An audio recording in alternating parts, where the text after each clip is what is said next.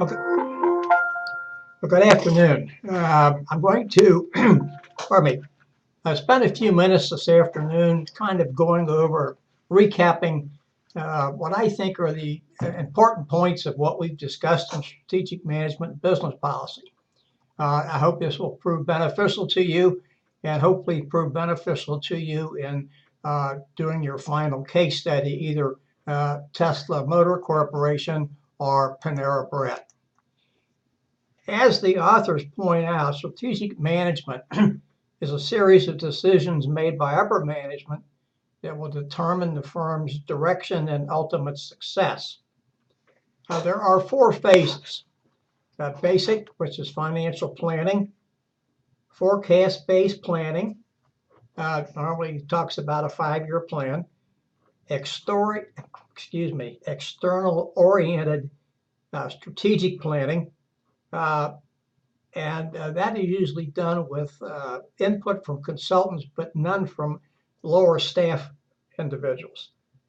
The strategic management at its core this is the planning at all levels with input from those that will have to put the plans into action.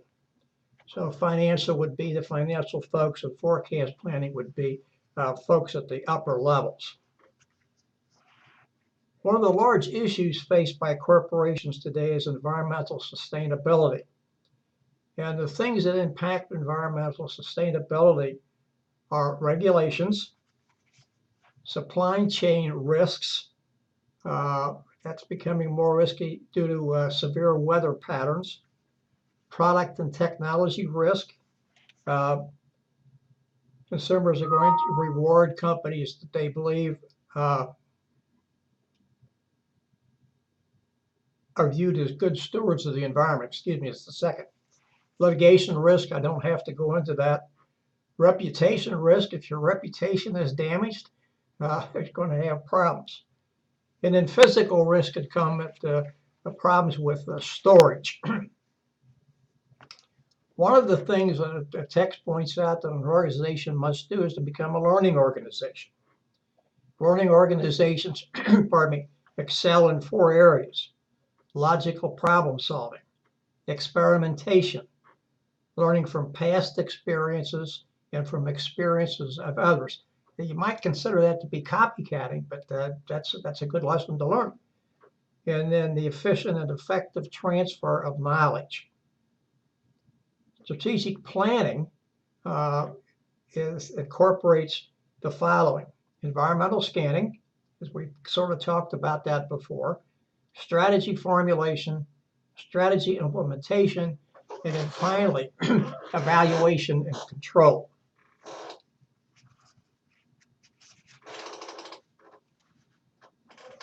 One of the last things we want to talk about here are 2 things of this first chapter.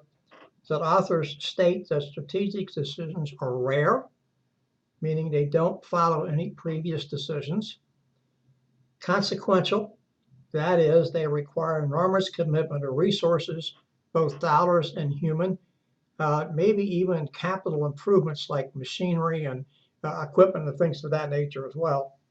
And then it's directive because it sets the tone for the future.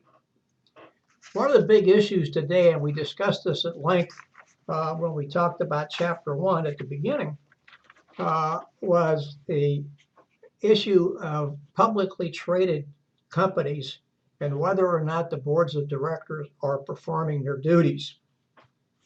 Boards are elected by stockholders, and they are accountable to the stockholders.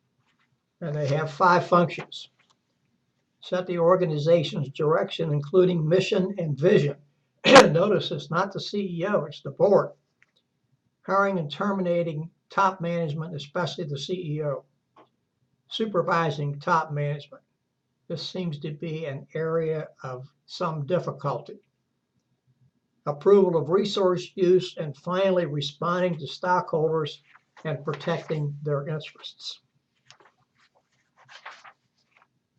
Chapter 2 talked about strategic analysis must include a SWOT analysis: strengths, weaknesses, opportunities, and threats. The SW piece, Strengths and weaknesses internal, whereas the O&T part analyzes the external environment. Internal environment covers finance, human resources, operations, information management, and technology, mission values, and goals. Objectives are not part of this analysis because they are used to measure the attainment of goals. In essence, an organization is analyzing its various functions to determine where the company is at the present moment and to use the results of the analysis to formulate the strategic plan. Human resources. We're going to talk about this again, as I remember, but it's really critical here.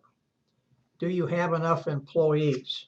How do we fill vacancies? Are the employees specifically geared with skill sets to help achieve the goals and objectives of the organization? Does our area of operations have sufficient potential employees, or do we have to look other places? How will expansion affect our ability to recruit? And to not only to recruit, to attract. I mean, a lot of times you do go out and recruit, but often because of your reputation, a few other things, you're attracting employees. What quality of work-life issues do we face? Do we have a good compensation package? Do we have a diverse workforce? Becoming more and more important today. How do we maintain an adequate workforce during an economic downturn? Operations. This is an area an organization is concerned with about production. The analysis should seek to answer, is the operating equipment efficient? Are control systems doing what they're designed to do? How is inventory managed? Do we have good turnover of inventory? What is the quality of our suppliers and our relationship with them? Information technology. Pardon me, not only is this area concerned with acquiring data, it must turn that data into useful information and then manage the retained information. Do we have sufficient computer power? Do we have adequate information storage space? Does our information flow properly and efficiently, I think we ought to say as well. Mission, vision, and goals. We know what the mission statement tells us because it says what type of business we're in. And the vision tells us where the company wants to be.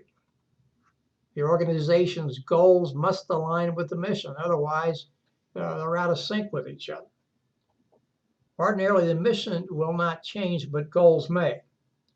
This is a part of the analysis that will tell us whether or not the goals are in sync with the mission and whether or not they need to be changed. I also recommend, and I'm not going to go over this here, to review Michael Porter's industrial competition model on page 110. It talks about, I said I wasn't going to go over it, but I will just briefly. Model includes potential new entrants into the industry or the field, suppliers, buyers, stakeholders other than stockholders, and then substitutes. In week 3, we covered chapter 7, strategy formulation, corporate strategy. Corporate strategy deals with 3 key issues. Directional strategy, that is, how will the business proceed? Is it positioned for growth? The status quo, also known as stability, or pullback, retrenchment. A portfolio analysis, which analyzes products in the industry in which the business operates and competes. Parenting strategy, how will the business coordinate and cultivate the use of its resources? Now we're going to talk about a growth strategy. This can take the form of mergers, which is normally speaking 2 companies coming together from the same general industry. This is normally a friendly type of a business deal. However, at the end of the day, only one firm remains. Now, as is often the case when two firms merge and they are merging as equals, the company will take on a different name. It won't necessarily keep the same name as one of the two in the merger. They come up with a new name. For instance, Novo Nordisk is a well-known pharmaceutical company headquartered in Denmark, which is world famous for insulin and its pursuit for eradicating diabetes. Was a merger of Ciba and another company, Ciba Geigy, and I don't remember the other company. I was just reading about it earlier today. I apologize for that. But when they merged, they came up with a new name, Novo Nordisk. Now remember that this is different from an acquisition where one firm buys out another. But even in a merger, there is usually a senior partner. Two basic reasons for a growth strategy. One, as the text points out, is often done to mask a weakness. And two, it offers opportunities to expand for employees to advance and perhaps jobs take on added interest. Growth strategies can be either concentration of what is currently produced or diversification. If you remember the little item in the text about Nike, it pursued the latter when it entered the clothing and sports equipment business.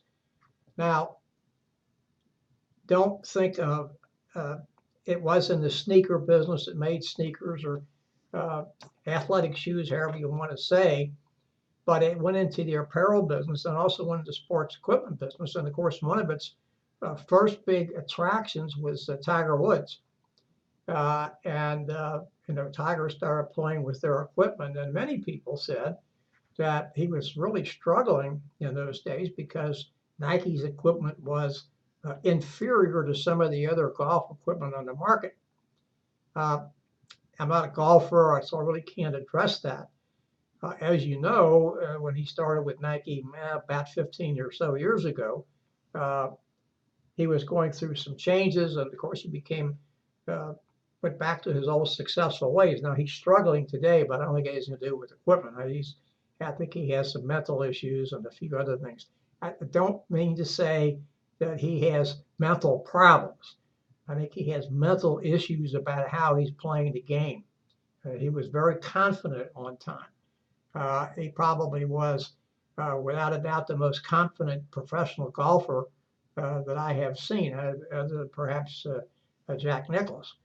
Or perhaps someone that you wouldn't know by the name of Ben Hogan. And I'll give you an idea of Ben Hogan's ability. In 1953, he was one of two golfers, Tiger Woods and the other, to win 3 major championships in the same year.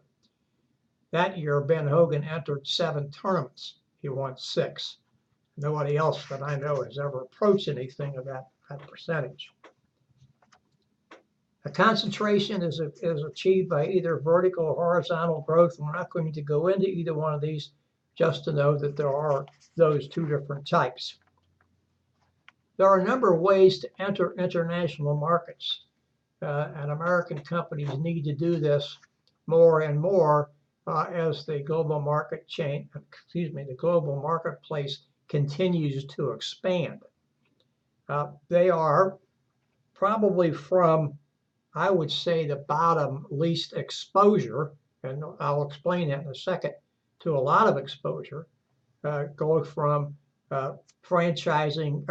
exporting, franchising, joint ventures, acquisitions, greenfield development, and then product sharing. Now, product sharing is also known as outsourcing. And a classic example, again, is Nike. Nike is great at design and marketing, but not very good at manufacturing. So it outsources that piece of its business to companies operating in countries outside the United States that have low wages. One of the things that continually aggravates American consumers, especially because it hits Americans in the job market is outsourcing. But one of the things we must remember is that the American buying public, the consumer, American consumer, has a great love affair with cheap. Americans like to buy on the cheap. As a matter of fact, there's a very good book that I can recommend to you by that title, Cheap. It's about 5 years old. But it gives the history of the United States consumer and how he or she, or he and she, I guess I should say, really told people this: we want to buy stuff on the cheap. And of course, over a period of time, because our standard of living kept increasing, we were going to do one of two things. We were going to continue to up the price of our manufactured goods, or we were going to hold the line by going to outsourcing. Now, yes, I know goods have raised in value, or excuse me, raised in price over a number of years, but we still want to buy on the cheap. And when you go to some super discount stores, that's exactly what you're doing, and you're buying products that are manufactured outside the United States. The old story is, and you cannot diffuse this, is that you get what you buy for. And sometimes you get lucky and you buy a product that's cheap and cheaply made, and it lasts for a while. On the whole, they don't. Now, I want to give you a little bit of an example here, and then we're going to move on. That is Japanese automobiles. When Japanese automobiles first came to the United States in the late 1950s and the early 1960s, they were cheap. I didn't say inexpensive, I said cheap. And you had to either take them back to a dealer for repair or to an auto repair place that specialized in foreign cars. As you know, over a period of years, the Japanese became experts at improving quality, and they're still at it. And they beat our brains in with quality because we weren't paying attention. So this is what we're talking about cheap. Now, you can still buy less expensive Japanese automobiles today, other than something like the Lexus or some of those other type high-end automobiles that Japanese manufacturers make. Automobile manufacturers produce. But the fact of the matter is, even the cars that are less expensive are not cheaply made. So that's what we talk about here. And remember the Polish car that came over here, the Yugo. It didn't last. It was cheaply made and people wouldn't buy it. Stability strategies, and we talked about this, and we had a discussion question about this, may occur when a company needs to pull back because growth has exceeded the ability to keep up with demand. The example they gave in the textbook was Dell Computer. A no change strategy may be adopted because the potential for new competitors is small. I do remind you to look on page 221 at Boston Consulting Group's share matrix, and they break the goods down into 4 classifications: question marks, stars, cash cows, and dogs. We don't have to talk about those because they are all pretty much self-explanatory. The authors provide a few guidelines for developing a corporate strategy. Examine each unit or potential acquisition in terms of strategic factors. The authors contend this should be done by establishing centers of excellence. That is, a particular business unit has certain characteristics that have been recognized by the corporation as adding value to its operations. And these business units can be used as benchmarks for other business units within the organization. Examine the business units based on how performance can be improved. This may create potential for increased efficiency by cutting overhead or combining operations with other business units. And finally, analyze the parent, that is, the corporation, to determine if it has the strengths, skills, and resources needed for success. In week 4, we discussed Chapter 8, Strategy Formulation, Functional Strategy, and Strategic Choice. Functional strategy depends on the corporation's overall strategy. That is, it must be aligned and it can take various differentiations. It can be competitive, it can focus on quality, focus on attracting high-skilled employees, or it can use a pull marketing strategy. There was a note in there about prescription drugs and Kellogg cereals using pull strategies. For instance, marketing strategy can focus on expanding the market to gain a larger share or develop new uses for old products. Arm & Hammer comes into that. A product development strategy is somewhat different. It can focus on developing new products and services for existing markets or developing new products to enter new markets. Arm & Hammer did this by developing new uses for its bicarbonate soda, baking soda. That agent can now be found in the company's toothpaste and other products.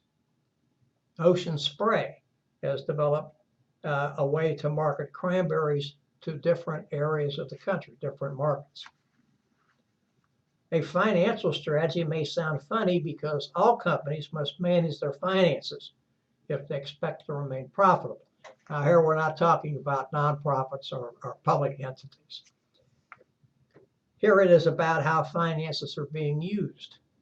Companies may want to pursue research and development or maintain a strong balance sheet. Using finances wisely can become a competitive advantage over others in the same industry. An operations strategy determines how and where product or service is manufactured. Companies can use flexible manufacturing, mass production, think of automobile manufacturing, where tasks are repetitious and quality of workmanship at one time was low. It's no longer the case today, not only for Japanese car makers, but also for American car makers. And as I pointed out here before, the American automobile is just as good as the Japanese automobile when it comes to manufacturing. Of course, the doubt was put in people's minds when our manufacturing quality wasn't very good. And it wasn't very good for a number of reasons, primarily because at the beginning we didn't have any competition. You have to remember that after World War II, when Europe was absolutely devastated, or much of Europe was, and practically all of Japan was decimated, we didn't have any competition. The Chinese were more worried about a revolution installing communism than they were about production. And the Russian production the Soviet production was never very good. Continuous improvement implemented with success by the Japanese manufacturers, following the system taught to them by W. Edwards Deming, an American. Modular manufacturing, think here of prefabrications. Units are delivered when needed.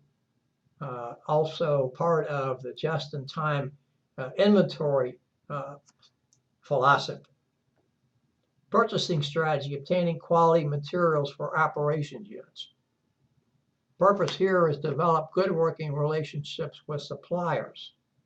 Focus may be on price or quality or both. Deming talked about having a sole source supplier to help with just-in-time. Pardon me, I don't disagree with Deming. I certainly don't have standing to disagree with him. Of course, Dr. Deming is deceased. But you may want to think about having more than one sole supplier. Sourcing decisions, outsourcing. Here we talk about having another firm manufacture a product or service previously done in-house. I gave the example of Procter & Gamble entering into a strategic relationship with Hewlett-Packard to take on their information management roles and operations. Offshoring, we know exactly what that is. That is outsourcing and taking the production outside the United States. The authors referred to, as you remember, a study that appeared in the Academy of Management Executive in May of 2003 that enumerated 7 errors made by companies that outsource. Now, you can find a list on page 249, and I commend it to you. I'm not going to go over them, but outsourcing core activities. No, you can't do that.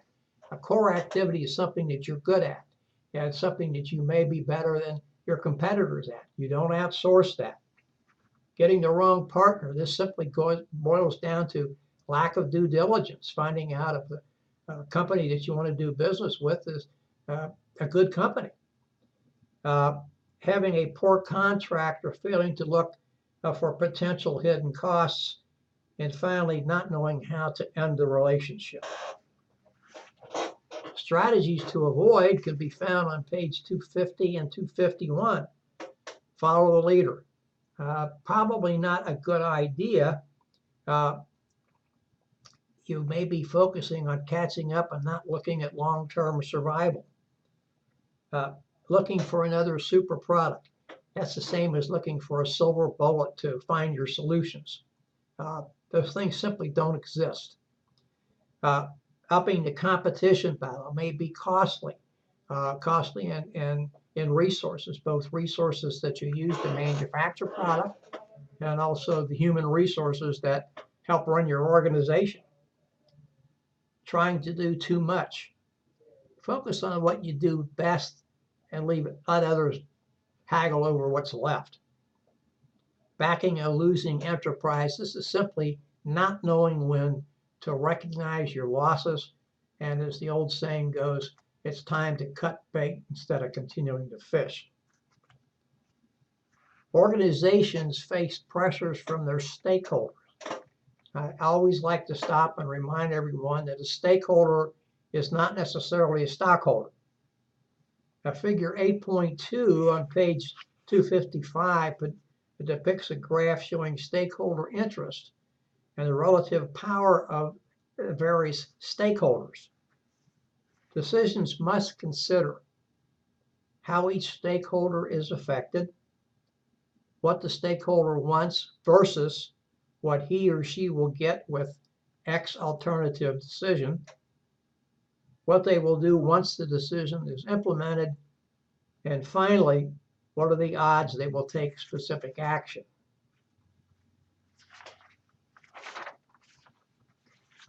The process of strategic choice, this boils down to an evaluation of alternatives, and if not done carefully, can lead to the following errors. A rush to judgment.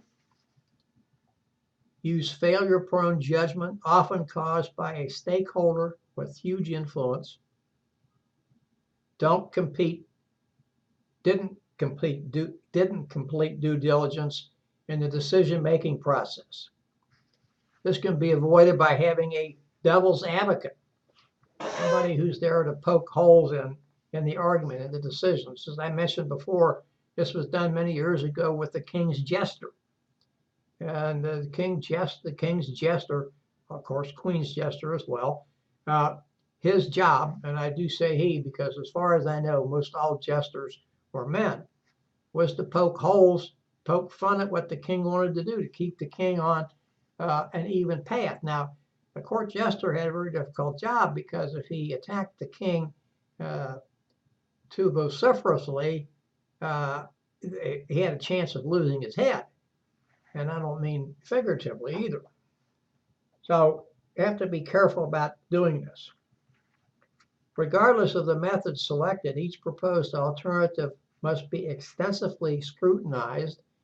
By implementing one alternative means others are not considered as being viable. Success, the decision makers must have a clear idea of the decision's potential success. So this is going through evaluating each alternative and the potential consequences of each alternative, and choosing the alternative that gives you the biggest return.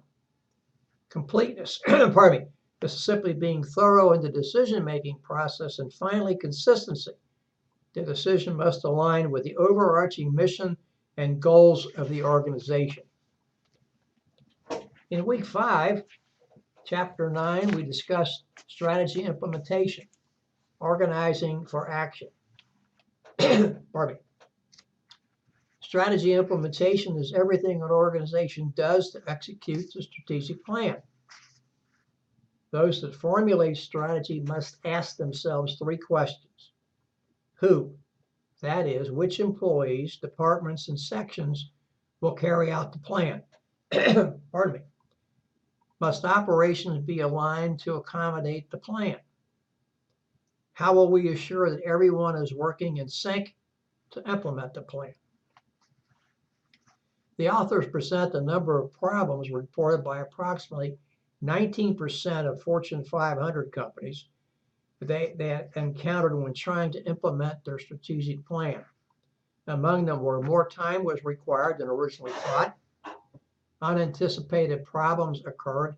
That can tell you they didn't do a good job of researching or gaming out their decisions.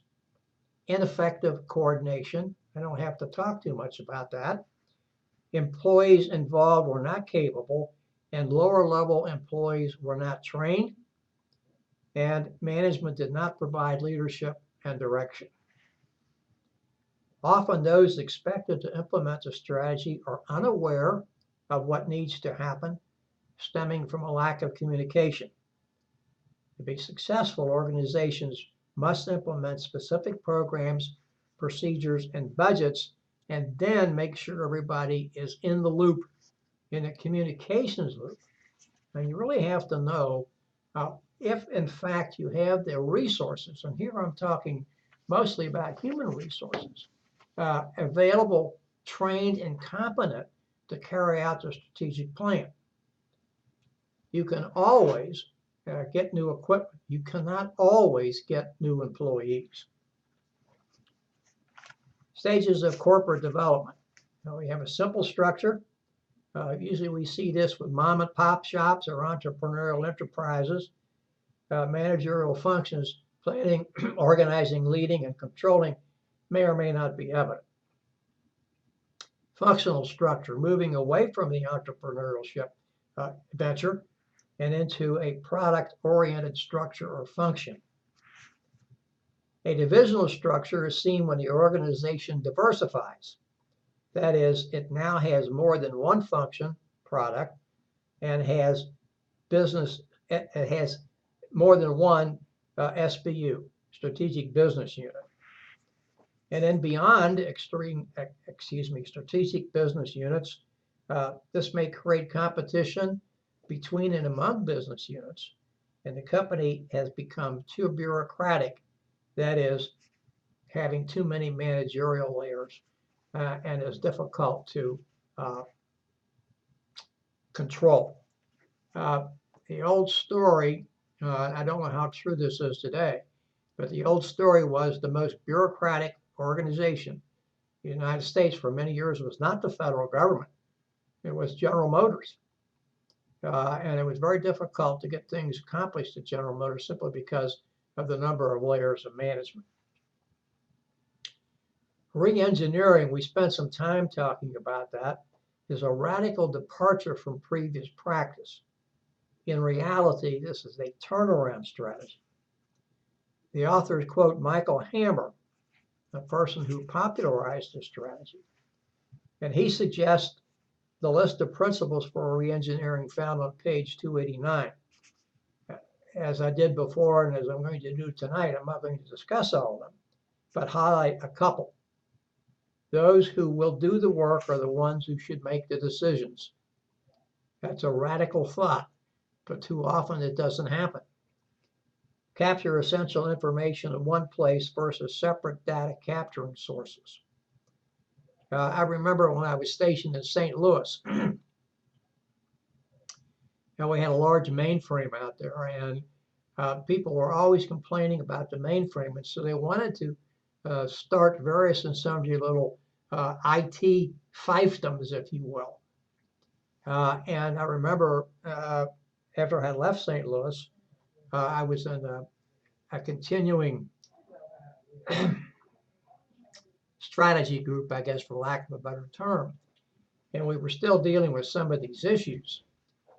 And one of the officers that I had been associated with in St. Louis was up in the DC area where I was stationed at that time, and was talking about wanting to start this information program that they had, and he wanted $75,000. And the general said, no, I'm not going to do that. You're just trying to put a Band-Aid on something. You have to work with the system that we already have. He said, now listen, $75,000 isn't even noise level up here at the Pentagon.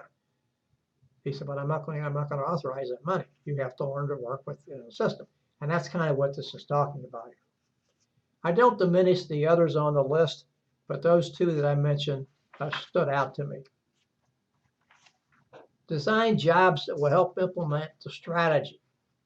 And there are 3 strategies, and we talked about them before. Job enlargement, simply combining tasks that were done normally in 2 different locations.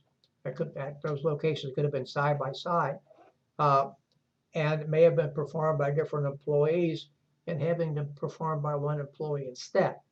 Now, this gives the employee more authority, gives him or her more flexibility and a few other type things, and also makes them more valuable to the company.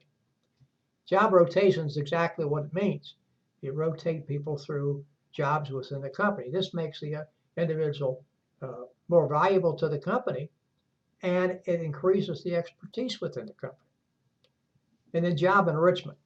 This strategy gives employees the resources to complete tasks and gives the employee the autonomy over task completion. Job characteristics model that job enrichment comes from is depicted in highlight 9.2 on page 291, and it is useful in helping to design jobs. In week 6, we were in chapter 10, strategy implementation, staffing. The authors point out that implementing a new strategy may require new personnel or shifting current employees into different positions. Staffing entails recruiting, selection, and placing new employees in the correct positions within the organization. That's also known as staffing. Assigning new employees to specific positions is referred to as person-job fit. This is opposed to a person-organization fit. In the latter category, individuals are selected, hired, because they possess characteristics that match the organization's culture and values. Now, what will happen when an organization has that? A person may come in and he or she is pursuing a specific type job. And the organization has found somebody that they feel is better suited to that job, but they like this person well enough and believe this person fits the values and the culture of the organization that they will look for another job for this person, or tell the person, we want to keep you on file for a while because we believe we're going to have a position open in a month or so that we think you're eminently qualified for. Another major issue pointed out by the text is that of executive succession. I don't think I said that right.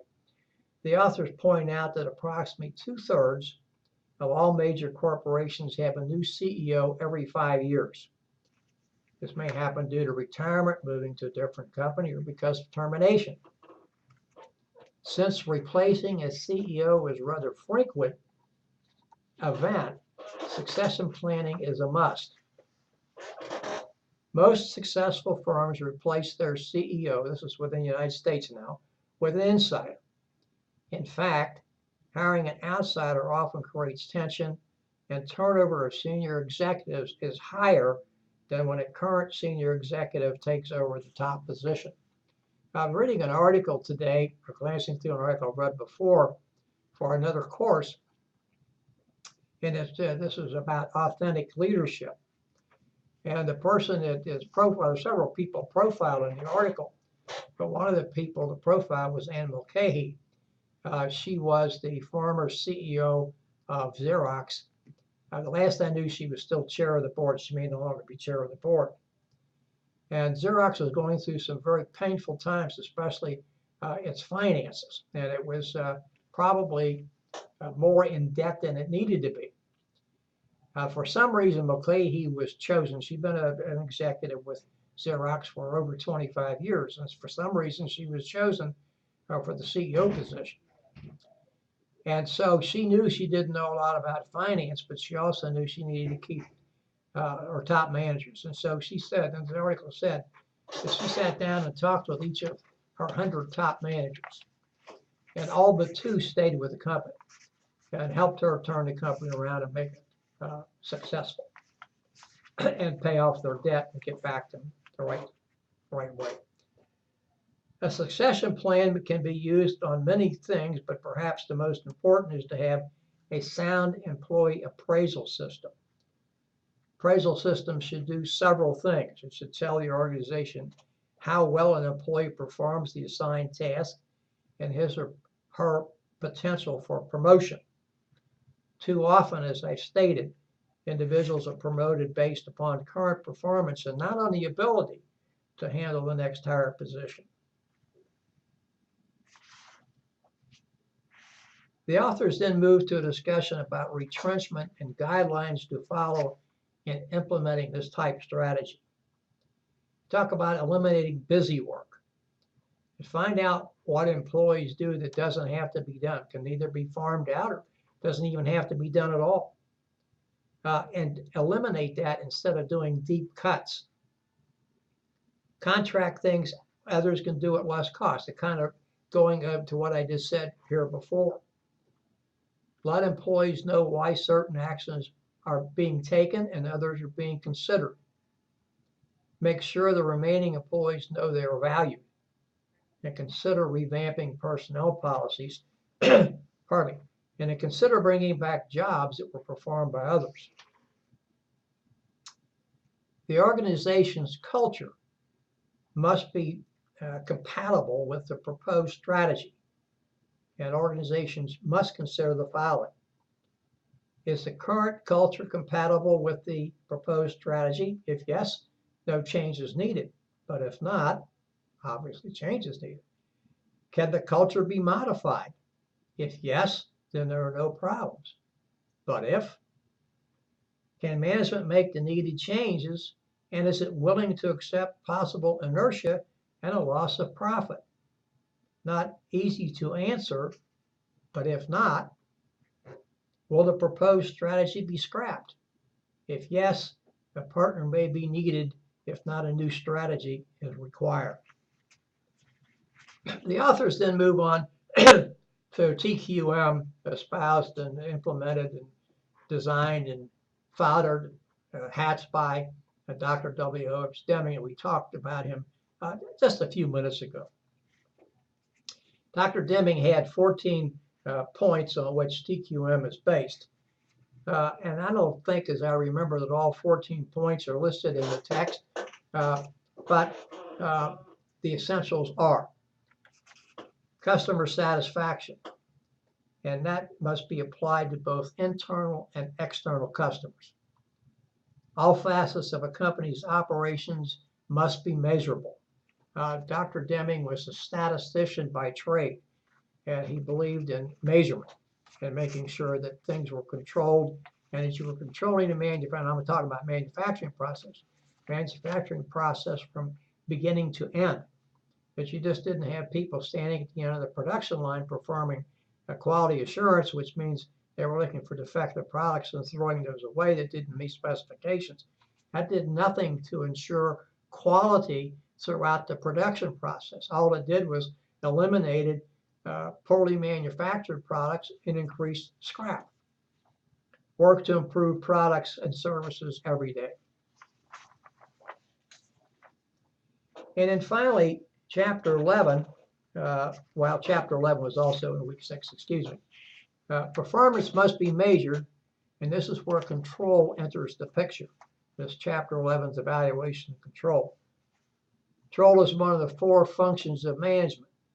For it to be effective, standards must be set, and performance must be measured against that publish standards. Control is instituted when certain phases of operations are found to be out of tolerance. The operation is adjusted to standard, thus helping assure quality. I would just say one thing: control should be around all the time. Now, what I'm saying here, control is instituted, that's when those things are out of tolerance or out of spec, and you have to go back to the control system and make sure that that gets into place.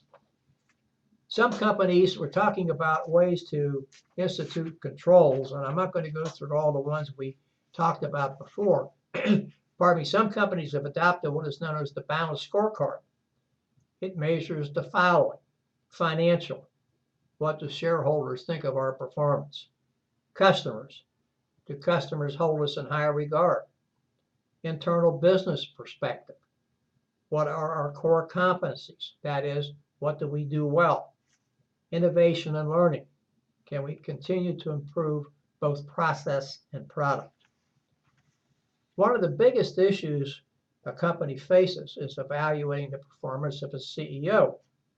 The authors cite a popular CEO feedback instrument or questionnaire that is being used by a number of companies. It focuses on 4 areas: organization performance, how the organization is led.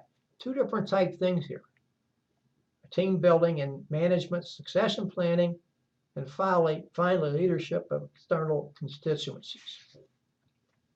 The authors introduce benchmarking as a measurement tool. Steps in the benchmarking process are shown, and I suggest that you at least glance at them. The overriding mantra here is to identify what could either be turned into a competitive advantage or what must be improved to bring it to standard. Then determine who has the best product or process in this arena, and compare your product or process against the acknowledged leader, and then do what's necessary to bring your product or process up to that standard. Guidelines for proper control are depicted in 11.5 on page 351. Too much information causes confusion. Focus on what will provide the biggest bang for the buck. Here we talk about the 80-20 rule. We spend 80% of our time on things that will give us 20% return. We need to spend more time on the 20% that gives us 80% return. Monitor what's meaningful, and the controls must alert so action can be taken when needed. And finally, Chapter 7, Social Responsibility and Ethics in Strategic Management, which is Chapter 3. As the text points out, the concept that an organization consider the broader environment in which it operates and return something of value is known as social responsibility. Why should this be the case? Well, because many decisions an organization makes affect the environment in some way. So they must be carefully weighed to do as little harm as possible. As you know, and I brought up last week, the late Nobel laureate and University of Chicago economics professor, who was chairman of the Presidential Economic Council when Nixon was president, Milton Friedman, didn't believe in social responsibility. He thought being socially responsible, an organization was not returning investment to its shareholders. And furthermore, he believed this concept was flawed and at odds with stockholder interests. The authors cite Carroll, who states that organizations have 4 responsibilities, and he listed them in order: economic, produce goods and services that society wants and values; legal, follow the law and don't discriminate; ethical, adhere to the beliefs of society about what's right versus wrong; and finally, discretionary, doing things that promote the general welfare of society. And again, as I said, Carroll listed those in priority. Friedman, of course, believed that social responsibility hurt organizations, hurt and harms efficiency. And Carroll takes the opposite view, but further states if firms don't act in a socially responsible manner, the government will enact laws that force them in that direction, and those laws will be onerous, causing a loss of efficiency and profit. Some of the benefits that accrue to socially responsible companies are listed on page 75. Note the example of Ben & Jerry's ice cream. It's able to charge premium prices because the company is seen as being environmentally friendly. Some argue there is no specific guideline for ethical behavior and believe that all ethical decisions are relative. And this falls into 4 categories. Naive relativism simply states that each person is free to make his or her own decisions and not bound by anybody else's ethical views. Example of that is not reporting cheating on a test, for instance, or cheating on your expense account. Role relativism, doing what's required by the job description, following orders regardless. That was a defense used by many Nazis who were brought to trial after World War II. I was just following orders the people appointed over me. Social group relativism, believing that something is common and accepted practice. And finally, cultural relativism, don't criticize other cultures. When in Rome, do as the Romans. Kohlberg states that people progress in 3 levels of moral development. Pre-conventional, he says this is simply selfishness. Conventional, consideration of laws and norms, and then actions adhere to an external, not internal, external code. And then principle, characterized by following an internal code, looking beyond the laws and norms. Businesses usually have 2 kinds of codes, one that follows the law and one that aspires to a higher order. One compliance-based, following the law, and the other integrity-based, following this is what we stand for. Ethical codes must meet 3 basic approaches. Utilitarian approach, greatest benefit that will produce the lowest harm, but this may not consider all stakeholders. Individual rights approach, avoid actions or decisions that trample on the rights of others. This is problematic because it's difficult to define fundamental rights that may lead to selfish behavior. The justice approach, this speaks to fairness and equitable treatment but has flaws. That is distributive justice. Treat all in the same category in a like manner. Well, it may be okay, but may not work either. Kavanaugh, on the other hand, says we should solve ethical issues by asking utility. Are all stakeholders satisfied? Rights. Does the decision respect the rights of individuals and that will be affected? And finally, justice. Is the decision consistent with applicable laws? And to bring this to a close, we talk about the noted philosopher Immanuel Kant, who espoused categorical imperatives regarding ethical decisions. What I want my decision to be implemented so that I would be affected. Do unto others as you would have them do unto you. And finally, my actions should not disadvantage another individual. Well, at 5:26, that brings us to the end of what I wanted to go over tonight. I hope this little recap proved useful to you. I hope that you have benefited from taking this course and learned some things that you can take with you that will help you further in your careers. Thank you for your attention and good night.